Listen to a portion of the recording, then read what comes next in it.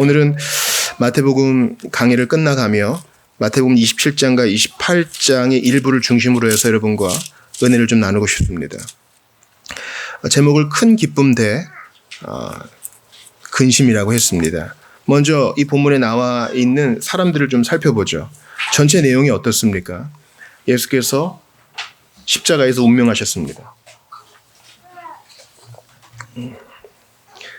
예수님 돌아가신 이후에도 십자가형이 있었는데 발굴된 유골을 보면은 손목과 발목이 관통된, 못으로 관통된 시체들이 많이 있었습니다. 그들은 건강한 상태에서 매달렸기 때문에 수일 동안 매달렸죠. 그러나 예수님은 채찍질을 많이 당하셨고 워낙 고나신 상태였기 때문에 36시간, 십자가에서 6시간 정도 매달려 계시다가 죽임 당하셨습니다. 그리고 무덤에 36에서 38시간 정도 계신 후에 부활하셨죠. 유대인들은 1시간이라도 겹쳐 있으면 하루라고 쳐요. 그러니까 문자상으로는 사흘이고요. 금, 토, 일이니까요. 시간상으로는 40시간이 채 안 되는 시간이었을 겁니다. 그리고 부활하신 주님에 대해서 당국자들은 근심하고 예수님을 믿는 여인들은 두려워했으나 기쁨으로 받았다는 것이 오늘 본문의 내용인 것입니다. 제가 오늘 첫 번째 여러분과 나누고 싶은 인물은 예상치 못했으나 드러나지 않았으나 분명히 제자인 사람입니다. 바로 아리마대 요셉입니다. 오늘 본문의 57절을 보십시오. 같이 읽어봅니다. 시작.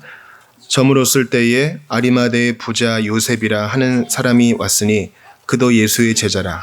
아리마대는 예루살렘에서 한 30km 정도 떨어진 지명이에요. 당시에는 사람을 부를 때 나사렛 예수, 나사렛에서 살았던 예수, 나사렛 사람 예수 이렇게 지명을 부르는 일이 많았습니다. 근데 이 사람은 부자였고 또 공회원이었습니다. 그러니까 사내들인 공회 71명의 공회 의원이에요. 그러니까 자체 의회원이죠. 근데 그가 부자이고 공회원이고 상당히 유력한 사람인데 예수의 제자였대요. 니고데모처럼. 그는 반대하는 일은 못했습니다. 왜냐하면 71명의 사내들인 공회가 있을 때 지난주에 말씀드렸던 것처럼 20몇 명만 있으면 가결이 돼요. 그래서 아마 그 밤에 재판할 때 이 사람은 안 불렀을 겁니다. 이 대제사장 가야바 편에 있는 사람만 다 불러가지고 재빨리 그냥 표결시켜 버렸을 거예요. 아리마대 요셉은 제자였으나 공공연하게 드러내지는 못했습니다. 자신이 예수의 제자인 걸 말이죠. 근데 예수님이 운명하시자 웬 은혜인지 웬 사랑인지 어떤 용기인지 담대하게 총독에게 갑니다. 58절 같이 읽어봐야 시작. 빌라도에게 가서 예수의 시체를 달라 하니 이에 빌라도가 내주라 명령하거늘. 빌라도는 로마에서 임명한 공식적인 이스라엘을 다스리는 자입니다. 황제를 대신해서. 빌라도는 마음이 괴로워요.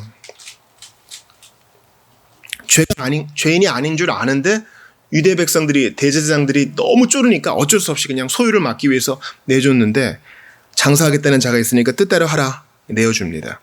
당시에 십자가에 매달린 자는요 그냥 길에 버리거나 아니면 매달린 채로 두거나 공동묘지에 버렸습니다. 일벌백계라고 조선시대에도 그러지 않았습니까? 사형수의 머리를 걸어놔가지고 백성들을 계도하는 거예요. 까불면 이렇게 돼. 로마 당국자들도 그랬습니다. 십자가에 그냥 매달아 두는 거예요. 야, 함부로 덤비면 안 되겠구나. 그런데 이 부자 요셉이 예수님의 시체를 내가 장사하려고 하니까 시체를 내달라고 합니다. 빌라도가 한 마리 토한 달고 내어줘요. 그래서 자기가 묻히려고 준비한 무덤에 예수님이 묻히십니다. 여러분 예루살렘은 그 당시 이스라엘 수도잖아요. 여러분 우리나라 수도 서울이죠. 서울에서 무덤을 그죠? 산소를 가지고 있다. 이거는 보통 부자가 아니겠죠. 뭐 지역에 따라 다르긴 하겠지만 이로 인해서 예언이 성취됐습니다. 예수께서 아리마대 요셉의 무덤에 장사되신 것으로 이사야 53장 9절이 성취됐어요. 한번 찾아볼까요? 구약성경 4라고 되어 있거든요. 4. 마태복음 오늘 꽂아 넣으시고 구약성경 4. 이사야 53장 9절입니다.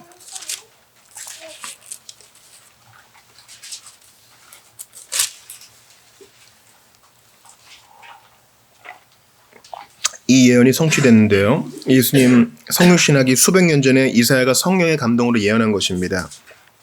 이사야 53장 9절 같이 읽어보겠습니다. 시작. 그는 강포를 행하지 아니하였고 그의 입에 거짓이 없었으나 그의 무덤이 악인들과 함께 있었으며 그가 죽은 후에 부자와 함께 있었도다. 부자 아리마대 요셉의 무덤에 묻히심으로 이사야 예언이 이루어진 것을 알 수 있습니다. 요셉은 예수님을 극진히 대접합니다. 59절에 보니까 깨끗한 세마포에 먼저 예수님을 싸고요. 이게 새니까 간을 세죠. 마포인데 마로 만든 포인데 그게 아주 세밀하게 된 거니까 사람 손이 많이 들어간 비싼 천이겠죠. 그것으로 예수님의 시신을 싸고 60절 보니까 바위 속에 판 자기 새 무덤에 넣어두고 그러니까 자기 새 무덤이니까 아직까지 시신이 한 번도 안치가 안 된 거예요. 그러니까 이스라엘의 무덤 돌무덤인데 그 안에 널찍하게 굴을 파가지고 사람을 여러 명 안치합니다. 시신을 싸가지고요. 그리고 큰 돌을 굴려 무덤 문을 닫습니다. 왜냐하면 안 닫으면 들짐승들이 훼손할 거 아니에요. 그렇게 예수님을 극진하게 모십니다. 다른 복음서를 보면 니고데모도 함께 했던 것을 우리가 알 수 있습니다. 그리고 그 모든 장례 과정을 61절에 보니까 막달라 마리아와 다른 마리아가 지켜봅니다. 두 증인이에요. 여러분 오늘 본문을 보면은요. 제자들은 한 군데도 안 나와요. 싹 다 도망갔어요. 싹 다 도망갔어요. 세례 요한은 어떻게 죽었는지 아시죠? 세례 요한은 어떻게 죽었습니까? 참수형을 당했죠. 그때는 세례 요한의 제자들이 가서 장사를 지내요. 장례를 치릅니다. 근데 예수님의 장례 때는 3년 혹은 3년 반 동안 동행했던 제자들이 한 사람도 없어요. 그러니까 여러분 사람은 사랑할 대상이지 믿을 대상이 아니에요. 언제든 배반할 수 있고 언제든 등에 칼을 꽂을 수 있어요. 사람 신뢰하는 거 아니에요. 이건 부부지간도 마찬가지입니다. 그렇다고 뭐 의심의 눈초리로 보란 뜻이 아니에요. 사람은 언제든 변할 수 있어요. 미리 좀 얘기를 하자면 28장의 부활 사건 때도 제자들은 지금 등장하지 않아요. 제일 처음 찾아간 자들은 여자들이라고요. 물론 다른 복음서를 보면 들어가서 여기 본 사람은 베드로라고 하지만 준비하고 간 사람은 여자들이에요. 제자들은 소수고. 예수님과 함께 있을 때 공생의 기간에 드러내놓고 예수 믿는다 했던 제자들은 안 보여요. 그 중에 한 놈은 마귀였고요. 근데 그동안 조용히 있다가 고요히 있다가 이제 드러나는 신자가 있으니 바로 아리마대 요셉입니다. 자기가 가진 직위, 자기가 가진 재산을 주님을 위해 이제 쓰는 거예요. 여러분 제가 이제 목회를 그만하고 싶다 하는 우리 동료가 있어가지고 위로하러 권면하러 갔어요. 상처를 많이 입었더라고요. 우리 선배들이 얘기해 준 거 똑같아요. 교회를 여러분 어지럽게 하는 자들은요. 이 앞줄에서 아주 열성적으로 믿는 자들이 갑자기 바뀐다는 겁니다. 여러분들은 안 그러시겠지만 저의 경험상 그런 일들이 종종 있었습니다. 그런 것 때문에 상처받을 거 없어요. 사람은 늘 그래왔거든요. 진짜 교회를 지키는 사람은 누구냐면요. 고요히 자기 자리를 지키는 사람이에요. 누가 실수해도 그럴 수 있지. 누가 넘어지면 곧 돌아오게 기도하고. 풍전등을 하지 않습니다. 자기 자리를 지키며 고요히. 전쟁이 나도 자기 자리를 지키고 험한 세파가 나를 뒤집어 싸도 내 할 일을 최선을 다하는 것입니다. 아리마대 요셉은 고요히 주님을 섬겼습니다. 바로 이 본문에서는 그가 제자보다 나아요. 그가 사도보다 낫다고. 사도 요한도 십자가 형장 부근에 있었지만 장례를 치를 생각은 못했잖아요. 여러분 기억하세요? 나팔을 불면서 주님 따르겠다고 했다가 결정적일 때 도망가는 것보다 고요히 내가 의심이 있으면 의심이 있는 대로, 회의하면 회의하는 대로, 믿음이 부족하면 부족한 대로 그렇게 주님 따라가는 게 더 나을 수 있습니다. 두 번째 사람들을 보겠습니다. 28장에 나온 세상이 주목하지 않았던 제자들, 바로 여인들입니다. 당시에는 여인들에게 투표권이 없었고, 여인들은 재판에서 증인이 될 수 없었고, 여인들은 합당하게 증여를 받을 수 없었습니다. 그런데 마태는 굳이 여인들을 씁니다. 우리가 위조하려 그러면 여인들을 쓰겠느냐? 이런 마음으로 부활의 증인들을 제시하는 것입니다. 오늘 본문 28장 1절 같이 봅니다. 시작. 안식일이 다 지나고 안식 후 첫날이 되려는 새벽에 막달라 마리아와 다른 마리아가 무덤을 보려고 갔더니, 이 막달라 마리아는 예수님이 귀신 열어 쫓아준 바로 그 여인이죠. 남자들은 없어요. 얼굴 디밀기 좋아하고 말하기 좋아하고 체면 부리기 좋아하는 남자들은 없고요. 여인들이.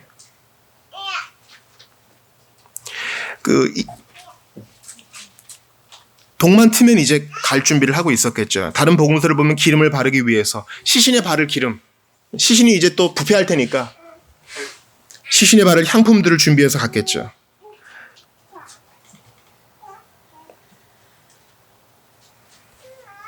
근데 놀라운 광경을 봅니다. 돌문이 굴려져 있어요. 어떻게 된 거야? 시신도 없고. 여러분, 이 28장 2절에 돌을 굴려내고, 이 돌은요, 천사들이 예수님 나오세요 하고 굴린 게 아니에요. 예수님은 굳이 돌문 열 필요가 없어요. 왜냐하면 제자들이 모여있던 방에 예수님이 나타나실 때 문 열고 나타나지 않으셨거든요. 저 멀리 계시다가 엠마오로 가는 제자들과 있다가 갑자기 툭 나타났어요. 그러니까 부활의 몸은 이렇게 공간에 제약받는 몸이 아닌 것 같아요. 천사가 굴린 돌문은 들어와서 보라고. 봐, 네가 증인해.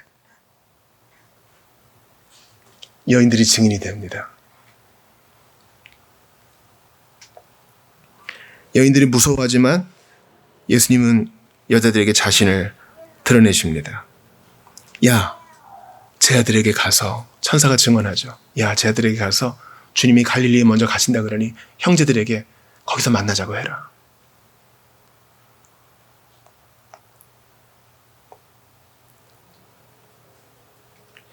주보 일면 한번 보실래요, 여러분? 제가 제일 좋아하는 성구 중 하나인데,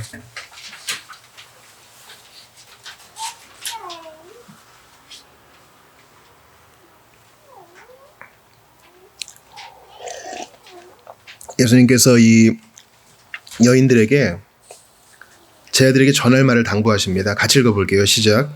이에 예수께서 이르시되 무서워하지 말라. 가서 내 형제들에게 갈릴리로 가라 하라. 거기서 나를 보리라 하시니라. 이 막중한 임무를 여인들에게 맡기세요. 마치 어린아이에게 야, 은행 가서 이거 우리 집 전세금인데 이거 입금하고 와 하는 것과 똑같은 거예요. 이런 놀라운 일들을 주께서 이 여인들에게 이 귀한 특권을 맡기십니다. 내 형제들은 누굴까요, 여러분? 내 형제들. 제가 이 강단에서 수없이 말씀드렸죠. 이 내 형제들은 누구예요? 제자들. 나 같으면 야, 이리 와봐. 가서 전해. 그 배반자에게, 아니면 그 나쁜 놈들에게 이렇게 얘기하고 싶은데 주님은 제 형제들이라 그래요. 여러분, 세상에 이런 종교는 없어요. 하나님이신 당신이 성부께서는 우리에게 아빠라 그래 하고, 예수께서는 우리에게 형이라 그래, 오빠라 그래, 이런 종교는 없어요. 이런 겸손은 없다고요. 우리가 예배의 특성상 주님, 아버지, 삼위 하나님 부르지만 주께서는 겸손히 형제들이라 그러세요. 그래서 예수님의 하나님이 우리의 하나님이고 예수님의 아버지가 우리 아버지예요. 형제니까. 같은 형제라고 봐주시는 거예요. 물론 주님은 독생자고 우리는 입양된 자지만 배반자들에게 다 도망가고 모른다 하고 튄자들에게 형제들이라 그러세요. 이 특권이 누구에게 주어졌다고요? 여인들에게. 어떤 마리아인지도 몰라요. 다른 마리아는. 도대체 누구예요? 세베대의 아들의 어머니예요? 살로메예요? 모르겠어. 그러나 주님은 세상이 주목하지 않았던 자들을 드러내시면서 이들이 내 증인이다 하십니다. 세 번째 그룹을 좀 살펴보겠습니다. 세 번째 그룹은 비신자들입니다. 이들은 믿지 않았습니다. 그러나 두려워했습니다. 여인들은 돌문이 굴려져 있는 것을 보고 천사를 보고 두려워했죠. 그런데 대제사장들과 바리새인들은 두려워합니다. 여러분 62절 보세요. 오늘 본문 안 읽어보신 분이 계실 테니까 같이 읽어볼게요. 시작. 그 이튿날은 준비일 다음 날이라 대제사장들과 바리새인들이 함께 빌라도에게 모여 이르되, 자, 그 이튿날은 준비일 다음 날, 뭐 날짜가 있잖아요. 준비일은 언제일까요? 준비일은 안식일을 준비하는 오늘로 따지면 금요일, 다음 날은 안식일은 토요일.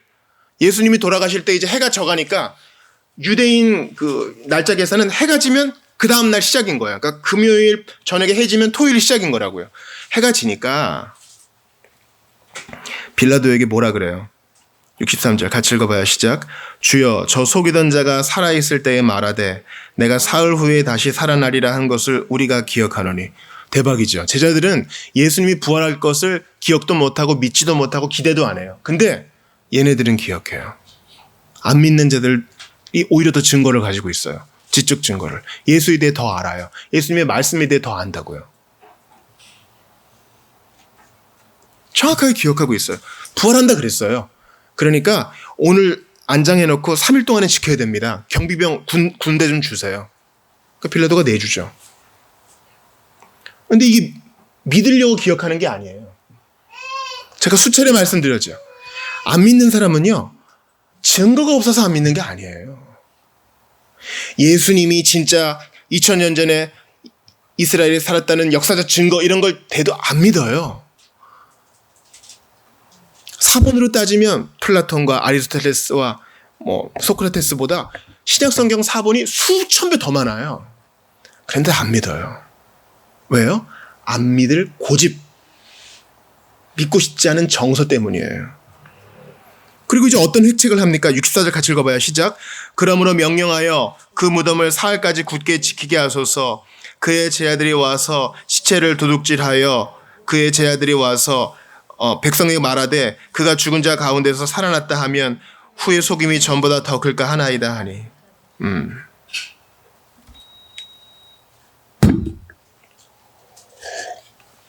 되게 피곤하게 살아요.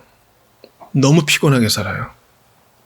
만약에 살아난다고 하면, 또 제 아들이 시체를 훔쳐간다고 하면 우리가 여태까지 꾸며왔던 일이 엉망이 되니까 군대를 줘가지고 지키게 해주십시오. 그리고 모략을 꾸며요. 66절에 보니까 돌을 임봉하고 무덤을 가로막았던 큰 돌을 임봉하고, 임봉이란 건 뭐예요? 인을 치고 봉했다는 것이죠. 왁스나 촉 같은 걸로 쫙 둘러가지고 돌을 굴려던 흔적이 없도록 무덤을 굳게 지켜요. 피곤하게 살아요.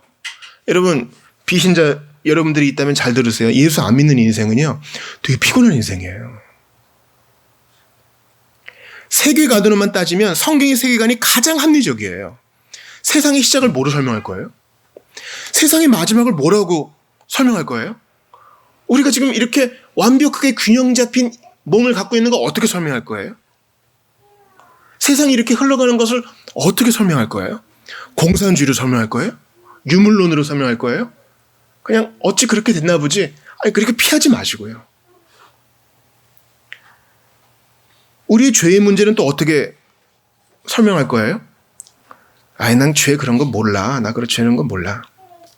그러나 양심의 가책은 있잖아요. 실수로라도 누구를 치면 미안하잖아요. 내가 남몰래 누구를 괴롭힌 거, 시간이 지나도 마음을 괴롭히잖아요. 그건 어떻게 해결할 거예요? 여러분, 우리가 재판정에 가면 존경하는 판사님 그러죠. 그 사람의 인격이 흠모할 만해서 하는 거 아니에요. 그 사람이 하는 일이 법을 다루고 있기 때문에 그런 거예요. 국회의원에게 존경하는 의원님 하는 이유는 그 사람이 살아왔던 모든 족족들이 너무나 흠모할 만해서 하는 게 아니에요. 법을 만들기 때문에, 귀한 일을 하기 때문에, 그 일의 질 때문에 존경하는 을 붙이는 거예요. 목사한테 레버런이라고 그러거든요. 김지훈 목사는 존경할 구석이 없어요. 인격이 시원찮다고. 그런데 하나님 말씀을 다루니까 그 일의 질 때문에 그렇게 하는 것입니다. 세상도 여러분 법을 귀히 달아요. 그래서 입법하고 행정하고 사법하잖아요. 그걸 나누잖아요. 서로 견제하기 위해서. 같이 있으면 반드시 타락하니까. 우리 하나님의 율법이 바로 법이거든요. 율법 법이에 다 러라고 번역되는 거예요. 하나님은 타락하지 않으시고 온전히 선하시고 정의로우시기 때문에 법을 만드시고 시행하시고 재판하세요.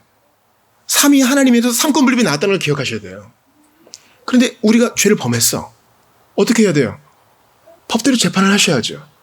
법대로 재판하면 사랑하는 자를 다 죽여야 돼. 그래서 어떻게 해요? 그 죄를 아들에게 전가하신 거예요.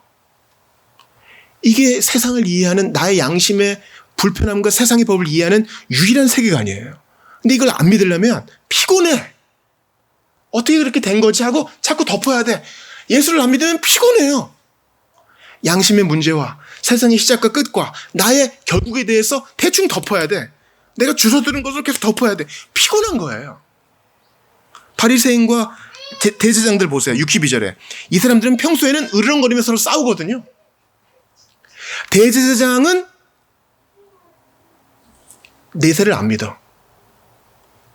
바리새인은 내세를 믿어. 대제사장은 모세 오경만 믿어. 바리새인들은 구약 전체를 믿어. 대제사장들은 권력을 추구해. 바리새인들은 청렴하게 살아가. 서로 으르렁거리며 싸우는데 예수를 죽이고 획책하고 거짓을 꾸미는 데는 하나가 돼요. 땅 위에 있는 짐승과 바다에서 나온 짐승이 적그리스도와 함께 삼위일체를 따라하면서 우리를 비판해요. 세상의 거짓 종교와 세상의 거짓 정치가 신자를 비판한다고요. 피곤해. 그러나 예수를 믿는 자는요, 고요해요. 진리를 믿고 진리를 가지고 있는 사람은 고요해요. 누가 나한테 누명을 씌워도 그게 거짓말이기 때문에 당당한 거예요. 여러분, 이들은요, 솔직히 얘기해봐요. 이들은 무서워하고 있어요. 진실이 드러나 자기들의 철밥통이 없어질까봐 무서워하고 있다고요. 민중들이 자기를 싫어할까봐 무서워하고 있어요. 여기 무서워하는 일들이 또 한 번 나오거든요. 오늘 본문의 28장 한번 보세요.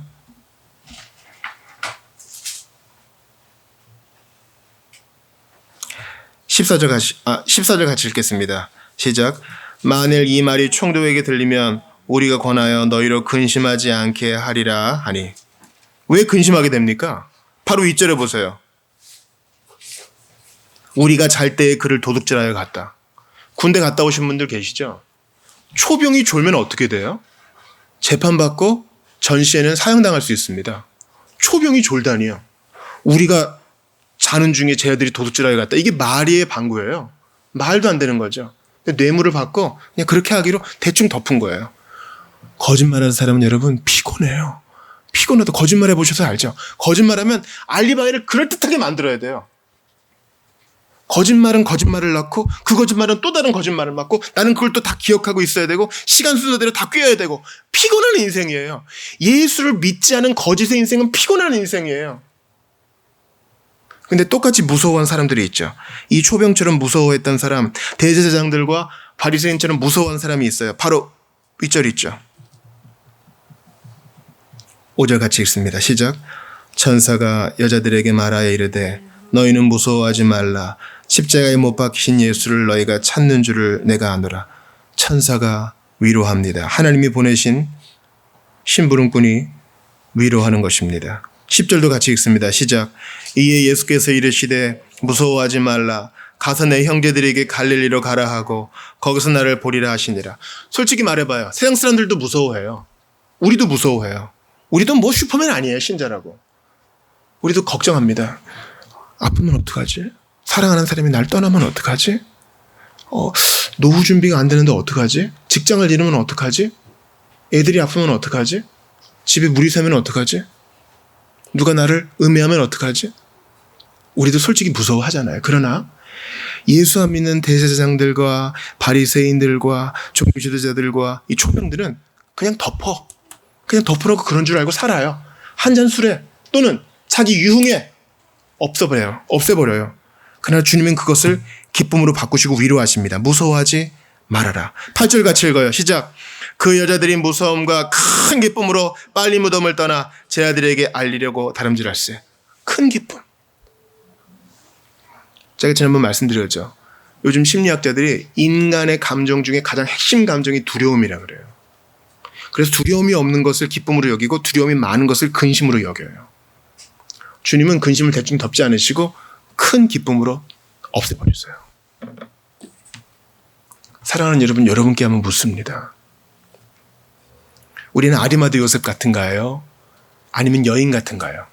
아니면 거짓에 거짓을 더하는 피곤한 인생을 사는 사람들 같은가요?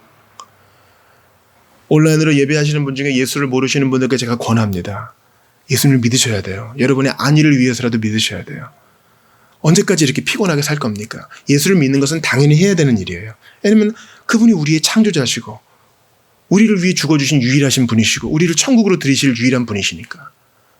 근데 실제적인 면에서도 예수 안 믿는 것은 피곤한 일이에요. 수고하고 무거운 짐진 자들아 다 내게로 오라. 내가 너희를 쉬게 하리라 예수님 말씀하세요. 우린 피곤한 인생을 살잖아요. 월요병 보세요. 이제 주일 지나고 월요일 되면 너무너무 일하러 가기 싫잖아요. 예수님이 우리에게 의미를 주세요. 살아갈 의미를 주시는 것입니다.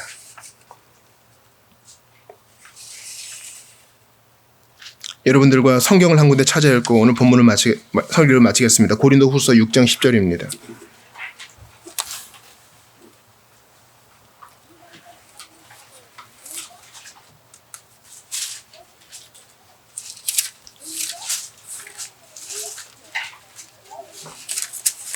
고린도서 6장 10절입니다.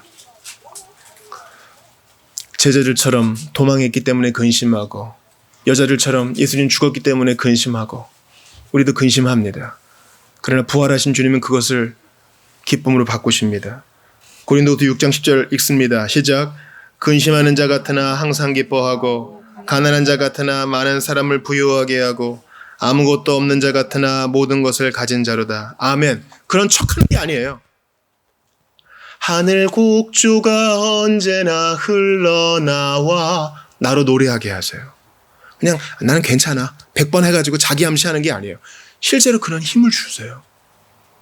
예수 믿는 자는 그런 사람이에요.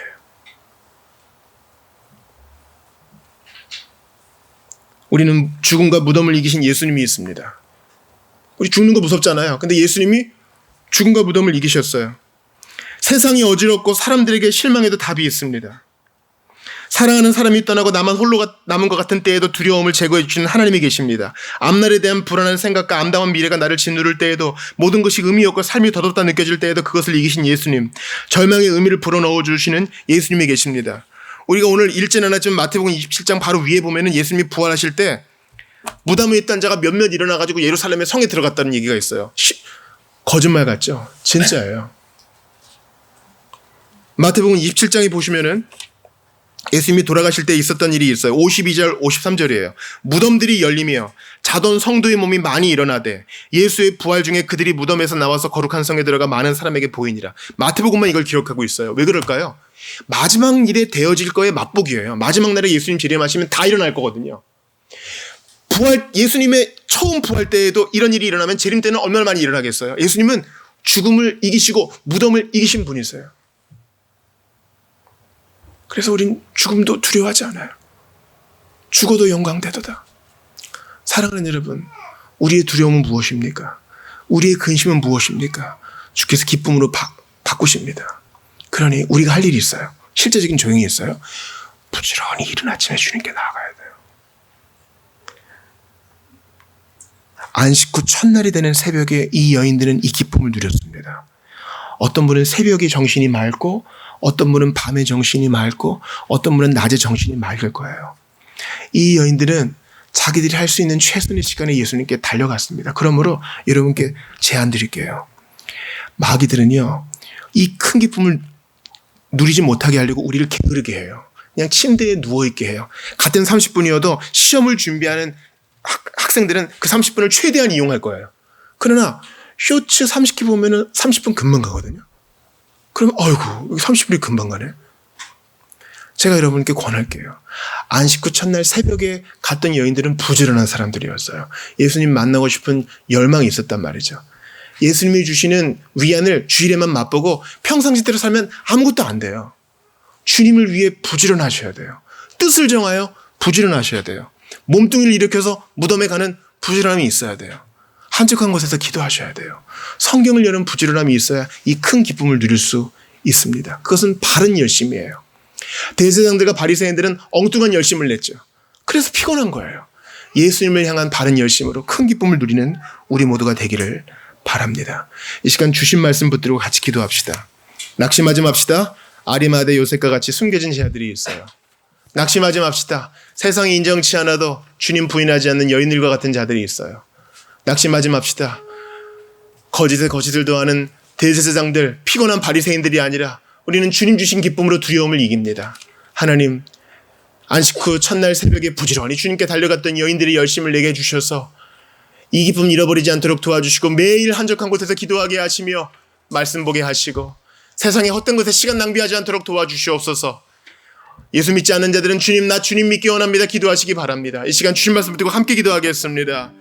아버지, 무서워하지 말아라 두 번이나 말씀하시고 내 형제라 하시고 착하지 않으시고 배반했어도 도망갔어도 원망하지 않으시고 손가락질하지 않으시고 내 형제라 불러주시니 감사합니다. 주의 은혜 넘치게 하소서. 아버지 하나님, 예수님의 죽음과 부활이 아무렇지 않게 다가오지 않게 하시고 주님, 분명한 믿음으로 분명한 매달림으로 주님 앞에 나아가게 하시옵소서. 아버지, 다 도망가지만 주님 바라보게 하시옵소서. 영광 돌리게 하시옵소서. 간절히 기도합니다. 나 주님 믿기 원합니다. 주님 알기 원합니다. 주님 섬기기 원합니다. 아버지 하나님, 숨기지 않겠습니다.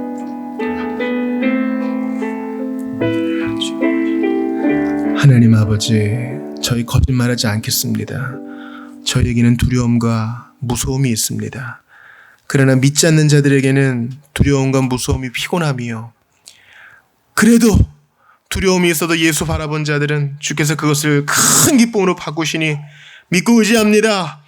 안식 후 첫날 새벽에 주님께 달려간 여인들처럼 저희도 부지런히 주님께 매일 달려갈 수 있도록 은혜를 베풀어 주시옵소서. 주님, 주일에 영적인 위안의 주사만 맞고 다시 예전으로 돌아가는 것이 아니라 매일 매순간 부지런히 주님께 달려가 주의 발치에서 듣고 성경을 배우고 한적한 곳에서 예수님이 하셨던 것처럼 기도에 힘쓰는 우리 모두가 되게 하셔서 이 기쁨 잃어버리지 않고 부활의 증인으로 살아가게 도와 주시옵소서. 우리는 주님 버리고 도망간 자들과 똑같습니다. 얼마나 생각과 행동으로 주님을 부인하는지 모릅니다. 그러나 주님은 내 형제라고 부르시고 원망하지 않으시고 다시 기회를 주시니 저희 포기하지 않겠습니다. 이러한 역전의 은혜를 사모하면서 한 주간 일심으로 나아가는 우리 모두가 되게 도와주시옵소서. 부활의 기쁨 넘치게 하실 줄을 믿고 우리 구주 예수님 이름으로 기도드리옵나이다. 아멘.